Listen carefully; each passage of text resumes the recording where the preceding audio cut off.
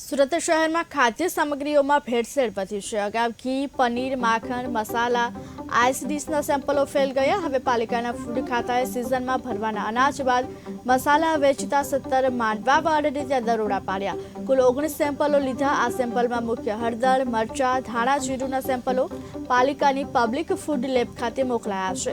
Sample report 48 કલાક બાદ આવી જશે। જ્યારે રજા ગયો હોય ઘઉં, ચોખાના નમૂનાનો રિપોર્ટ આવ્યો નથી। રાંદેર ઝોનમાં આનંદમેર રોડ પર જરા મસાલા નામની મતલબમાં મરી મસાલાનું વેચાણ થાય છે। ત્યાં અમે ઊભા છીએ અને ત્યાંથી મરી મસાલાના સેમ્પલ લેવાની કામગીરી ચાલે છે। કયા મસાલા લોકો?